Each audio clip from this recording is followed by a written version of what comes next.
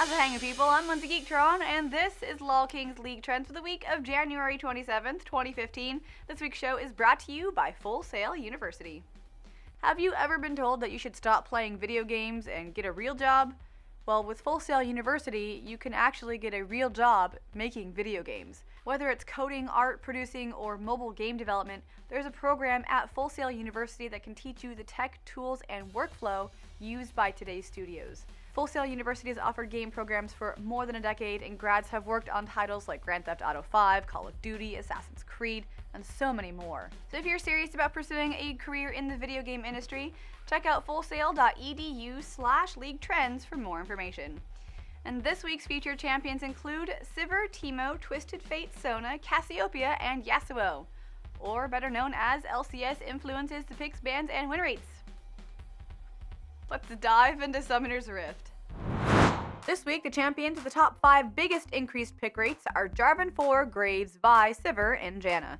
The Battle Mistress is in vogue after nerfs to lane bullies like Corki and Lucian. Now that Sivir has an easier laning phase, pros and casuals alike are picking her up to get their team better engages.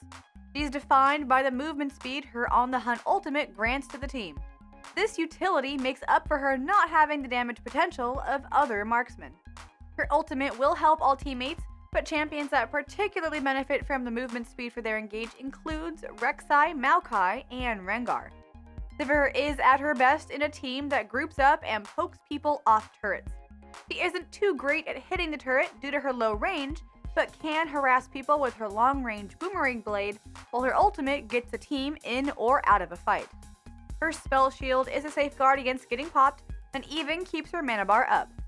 Thanks to her appearance at LCS last week, we can expect to see her in both solo queue and competitive. Decreased pick rates this week have Ashe up first, down over 2.5% from last week. Alistar, Teemo, Tristana, and Master Yi round out the list. With the ranked reset, players are trying harder and trolling less. That means that champions of a certain reputation get played less, like Teemo. Is this fair? Does our oft-maligned Yordle have a place in the game? Kind of. The Swift Scout excels at bullying his lane opponent, dueling, and trolling people with his ultimate. His noxious trap shrooms provide control over neutral objectives or cover for his split pushing. However, he's a mediocre team fighter, especially when he's behind. Teemo can therefore be picked if your team has sufficient wave clear and disengage to control the map while you split push. He shouldn't be picked if the team is lacking either. For example, a Vayne ADC would struggle to clear waves, while a Pantheon jungle can't escape a fight. Champions like Lissandra or Aurelia can easily set up ganks and snowball. Picking Teemo early in the draft is a bad idea, as you don't know what your allies will pick, and he must win lane to be relevant. Keep an eye out for this guy and his stupid shrooms in solo queue. Champions on the increased win rates list for this week are Kalista, Twisted Fate, Kog'Maw, Skarner, and Rumble. It's Twisted Fate's lucky day. Until a week ago, Syndra was a popular champion and a bad matchup for the Cardmaster. That's no longer the case, so today, TF is enjoying some success. He's also a champion that thrives on unfamiliarity. It's easy for players just returning to the ladder to forget about his near global Destiny ultimate, so it would make sense that his win rate is higher early in the season. Players in the top and bottom lanes need to be just a little bit more cautious and keep an eye on the center of the map. Twisted Fate has many strengths, but laning is not one of them. While Syndra was the biggest bully around, other champions like Ahri and Fizz can be dangerous to lane against, especially if they get help from their jungler. They'll frequently have to dive to get a kill though, as Wildcard's ability allows safe, long-range farming. While it's unlikely we'll see TF in competitive, do keep an eye out for this guy in solo queue. Champs with the biggest drop in win rates are Syndra, Anivia, Sona, Master Yi, and Gragas.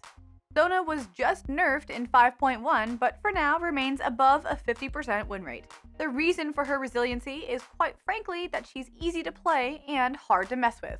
To be fair, there are a few tricks. Sona can use her Power Chord passive to reset her auto attack animation by auto attacking with 2 stacks, pressing an ability, then auto attacking again. Players can also walk next to their lane partner to give the aura bonuses from her abilities. All that aside, being easy means that players who don't play much support will tend to have more success with Sona than other, more difficult champions. Have a last pick who doesn't really want to support an Instalock Blitzcrank? You might want to dodge. JK. If they go with Sona though, you're probably going to have a nice time. On the increased bans list this week, we have Jarvan 4 up first, jumping to just under 29%. Kassadin, Azir, Lissandra, and Cassiopeia finish off the list. The Serpent's Embrace will tell you that there's no antidote for her. She's wrong, thankfully, as there's always the ban hammer. If she does make it through though, she's got a 54% chance of winning. So let's talk about how to play against her. Cassiopeia is a lane bully that also brings exceptional sustained damage in team fights. Her weakness is that she lacks an escape or long-ranged wave clear. The simplest way to beat Cass is to camp her lane and get her behind. That's not always an option though, so try and draft champions that can poke her off of a turret like Corki, or pick her off from in the jungle like Jarvan 4. Try not to give Cassiopeia's team a fair 5v5 fight unless you can burst down the snake as you go in, as her Petrifying Gaze ultimate stuns targets facing her and is a strong counter-engage. Thanks to the LCS, expect to see this lady slithering around the rift both in competitive and in solo queue. And finally this week, champions with the biggest decrease in ban rates list Akali, Gnar, Rek'Sai, Syndra, and Yasuo. The Unforgiven's ban rate is probably about where it should be. In his present state, he's a risky champion with high rewards. His best lane is mid as he struggles to outplay the more durable bruisers found in top lane and is more vulnerable to ganks. In the mid lane, he can use his sweeping blade dash on minions to dodge abilities or escape. Camps with auto attacks or targeted spells like Orianna or Annie are troublesome for Yasuo in lane and should be avoided. He is of course reliant on his team to provide knockups if he wants to teamfight. Without them, he'll struggle to trigger his last breath ultimate and make a good entry. Most junglers bring one, but be careful and double check your team comp before picking Yasuo. Also remember that AP junglers aren't particularly popular, so if Yasuo's team don't have magic damage from your top laner or Corki ADC, then opponents will have an easy time itemizing and become very tanky. As a last note, Yasuo's beloved Infinity Edge lost 5% crit chance. It's a minor nerf, but it's there. Phantom Dancer gained 5%, but Static Shiv is probably still superior for wave clear and burst. And that does it for this week's episode. Please be sure you check back every Tuesday for the latest League of Legends, picks, bans, and win rates. Make sure you like, comment, subscribe, and share this video around to all of your friends. But mostly though, check out our sponsor, fullsail.edu/league-trends for your chance at getting into the games industry. I'm Lindsay Geektron. You can follow me on Twitch TV @LindsayGeektron. Thanks guys so much for watching, and I'll see everyone next week.